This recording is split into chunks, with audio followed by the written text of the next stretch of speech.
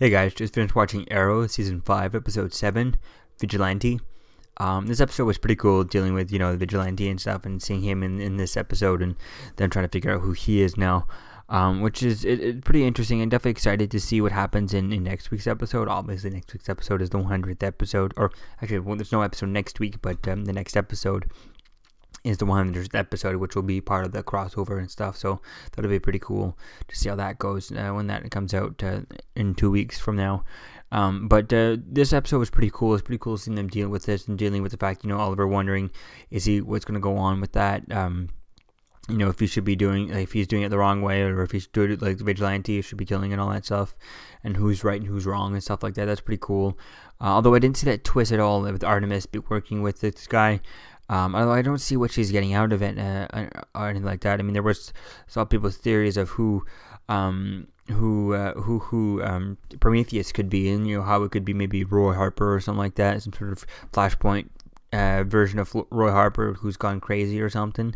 So that would be cool, something like that. Definitely is interesting to see also with Bruce Lance how he's realized that he's being framed and he's not actually, Prometheus. That would definitely be cool to see who we find out who it is, if we do find out who it is eventually, but I guess we're not going to see it in next week's episode, probably episodes later, who probably in the episode like 10 or something, we'll probably find it. We'll find out his identity just before there's a mid-season finale or something like that. That'll be cool to see that. It's also pretty cool, seeing the Oliver going on the date there with the reporter. I thought for sure she's going to be, recording something and something's just going to leak or something. Like she's going to backstab him or something like that and have some sort of, he's going to say something wrong, and then she's going to use it in her as a statement or something like that. Used it as a in the news and stuff like that. But she didn't, which was definitely surprising.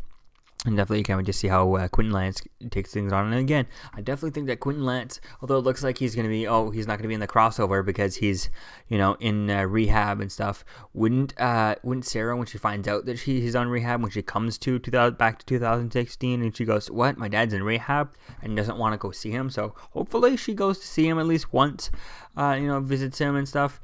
And she just hey dad, I'm back, just to let you know, and she could give him like one good speech to really help him, motivate him to continue rehab and all that stuff. That would be cool to get one good, speech. That way she could so I got it, there's your speech, to motivate you to keep going and go to rehab and stuff like that and become sober.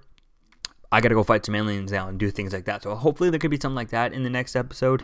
Definitely can't wait to see how things continue on, and it would also be cool seeing, Laurel's supposed to be back for next week's episode, or next episode. So it's definitely going to be interesting to see how that's going to turn out, and how Katie Cassidy is going to be involved, if she's, Black Siren, Laurel Lance, or how that's going to work out. Or is it going to be flashbacks or time travel or all this stuff, how it's going to work out, and definitely interested to see how things happen. Also, hopefully they explain in the crossover set why Oliver doesn't go ask Constantine. Why doesn't Constantine come back and help? Why doesn't Vixen, the current Vixen, not her grandmother in Legends of Tomorrow? They could have her grandmother here from time travel from Legends of Tomorrow, but also have current Martin McKay, who's in the animated series. It'd be cool to seeing that. And also it's kind of confusing with the Vixen animated series because Laurel is in there as Black Canary, so that's kind of confusing as where the timeline connects and stuff with that. So, but it would be cool to see two Vixens in one episode. That would be pretty cool.